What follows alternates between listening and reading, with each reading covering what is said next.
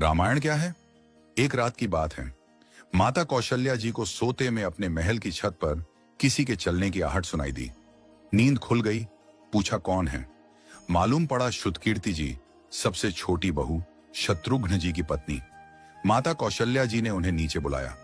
श्रुतकीर्ति जी आई, चरणों में प्रणाम कर खड़ी रह गईं। माता कौशल्या जी ने पूछा, श्रुति, इतनी रात को अकेली छत पर क्या कर रही हो बेटी? क्या नींद नहीं आ रही? शत्रुघ्न कहाँ है? श्रुति कीर्ति की आंखें भर आईं, मां की छाती से चिपटी, गोद में सिमट गईं। बोली, मां, उन्हें तो देखे हुए 13 वर्ष हो गए। उफ! कौशल्या जी का हृदय कांप कर झटपटा गया। तुरंत आवाज लगाई। सेवक दौड़े आए। आधी रात ही पालकी तैयार हुई। आज शत्रुघ्न जी की खोज होगी। मां चली। आपको मालूम है शत्रुघ्न जी कहाँ मिले? अयोध्या जी के जिस दरवाजे के बाहर भरत जी नंदीग्राम में तपस्वी होकर रहते हैं, उसी दरवाजे के भीतर एक पत्थर की शिला है। उसी शिला पर अपनी बाह का तकिया बनाकर लेटे मिले। मां सिराहने बैठ गईं, बालों में हाथ फिराया तो शत्रुघ्न जी ने आंखें खोली। मां! उठे, चरणों में गिरे। मां, आपने क्यों कष्ट किया? मुझे बुलवा लिया होता। मां ने कहा, शत्रुघ्न यहां क्यों? शत्रुघ्न जी की रुलाई फूट पड़ी। बोले, मां, भैया राम जी पिताजी की आज्ञा से वन चले गए। भैया लक्ष्मण जी उनके पीछे चले गए। भैया भरत जी भी नंदीग्राम में हैं। क्या ये महल, ये रथ, ये राजसी वस्त्र विधाता ने मेरे ही लिए बनाए हैं? माता कौशल्या जी निरुत्तर रह गई। देखो क्या है ये राम कथा। ये भोग की नहीं, त्याग की कथा है। यहां त्याग की ही प्रतियोगिता चल रही है और सभी प्रथम हैं। कोई पीछे नहीं रहा। चारों भाइयों का प्रेम और त्याग एक दूसरे के प्रति अद्भुत, अभिनव और अलौकिक है। रामायण जीवन जीने की सबसे उत्तम शिक्षा देती है। भगवान राम को 14 वर्ष का वनवास हुआ तो उनकी पत्नी सीता मैया ने भी सहर्ष वनवास स्वीकार कर लिया। परंतु बचपन से ही बड़े भाई की सेवा में रहने वाले लक्ष्मण जी कैसे राम जी से दूर हो जाते? माता सुमित्रा से तो उन्होंने आज्ञा ले ली थी वन जाने की, परंतु जब पत्नी उर्मिला के कक्ष की ओर बढ़ रहे थे तो सोच रहे थे कि मां ने तो आज्ञा दे दी, परंतु उर्मिला को कैसे समझाऊंगा, क्या बोलूंगा उनसे?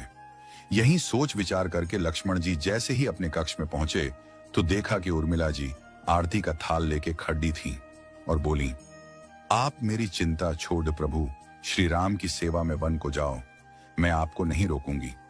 मेरे कारण आपकी सेवा में कोई बाधा ना आए, इसलिए साथ जाने की जिद भी नहीं करूंगी। लक्ष्मण जी को कहने में संकोच हो रहा था, परंतु उनके कुछ कहने से पहले ही उर्मिला जी ने उन्हें संकोच से बाहर निकाल दिया। वास्तव में यही पत्नी का धर्म है। पति संकोच में पड़े उससे पहले ही पत्नी उसके मन की बात जानकर उसे संकोच से बाहर कर दे। लक्ष्मण जी चले गए, परंतु 14 वर्ष तक उर्मिला ने एक तपस्विनी की भांति कठोर तप किया।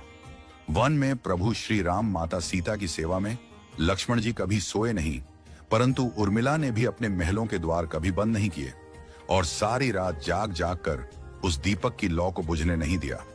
मेघनाथ से युद्ध करते हुए जब लक्ष्मण जी को शक्ति लग जाती है और हनुमान जी उनके लिए संजीवनी का पर्वत लेके लौट रहे होते हैं, तो बीच में जब हनुमान जी अयोध्या के ऊपर से गुजर रहे थे तो भरत जी उन्हें राक्षस समझकर बाण मारते हैं और हनुमान जी गिर जाते हैं। तब हनुमान जी सारा वृत्तांत सुनाते हैं कि सीता जी को रावण हर ले गया, लक्ष्मण जी युद्ध में मूर्छित हो गए हैं। ये सुनते ही कौशल्या जी कहती हैं कि राम को कहना कि लक्ष्मण के बिना अयोध्या में पैर भी मत रखना, राम वन में ही रहे। माता सुमित्रा कहती हैं कि राम से कहना कि कोई बात नहीं, अभी शत्रुघ्न है, मैं उसे भेज दूंगी। मेरे दोनों पुत्र राम सेवा के लिए ही तो जन्मे हैं। माताओं का प्रेम देखकर हनुमान जी की आंखों से अश्रुधारा बह रही थी, परंतु जब उन्होंने उर्मिला जी को देखा तो सोचने लगे कि यह क्यों एकदम शांत और प्रसन्न खड़ी है। क्या इन्हें अपनी पति के प्राणों की कोई चिंता नहीं? हनुमान जी पूछते हैं, देवी, आपकी प्रसन्नता का कारण क्या है? आपके पति के प्राण संकट में हैं। सूर्य उदित होते ही सूर्य कुल का दीपक बुझ जाएगा। उर्मिला जी का उत्तर सुनकर तीनों लोकों का कोई भी प्राणी उनकी वंदना किए बिना नहीं रह पाएगा। उर्मिला बोली, मेरा दीपक संकट में नहीं है, वो बुझ ही नहीं सकता। रही सूर्योदय की बात, तो आप चाहें तो कुछ दिन अयोध्या में विश्राम कर लीजिए, क्योंकि आपके वहां पहुंचे बिना सूर्य उदित हो ही नहीं सकता। आपने कहा कि प्रभु श्री राम मेरे पति को अपनी गोद में लेकर बैठे हैं। जो योगेश्वर प्रभु श्री राम की गोदी में लेटा हो, काल उसे छू भी नहीं सकता। यह तो वो दोनों लीला कर रहे हैं। मेरे पति जब से वन गए हैं तब से सोए नहीं हैं। उन्होंने न सोने का प्रण लिया था, इसलिए वे थोड़ी देर विश्राम कर रहे हैं, और जब भगवान की गोद मिल गई तो थोड़ा विश्राम ज्यादा हो गया। वे उठ जाएंगे। और शक्ति मेरे पति को लगी ही नहीं, शक्ति तो प्रभु श्री राम जी को लगी है। मेरे पति की हर श्वास में राम है, हर धड़कन में राम, उनके रोम रोम में राम है, उनके खून की बूंद बूंद में राम है।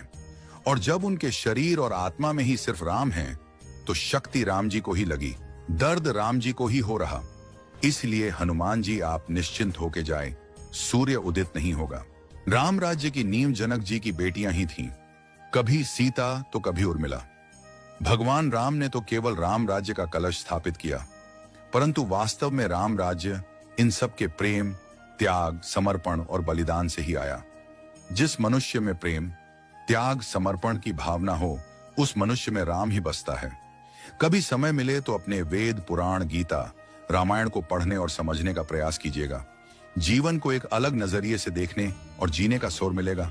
लक्ष्मण सा भाई हो, कौशल्या माई हो, स्वामी तुम जैसा मेरा रघुराय हो, नगरी हो अयोध्या सी, रघुकुल सा घराना हो, चरण हो राघव के जहां मेरा ठिकाना हो त्याग भरत जैसा, सीता सी नारी हो, लवकुश के जैसी संतान हमारी हो, श्रद्धा हो श्रवण जैसी, सबरी सी भक्ति हो, हनुमत के जैसी निष्ठा और शक्ति हो।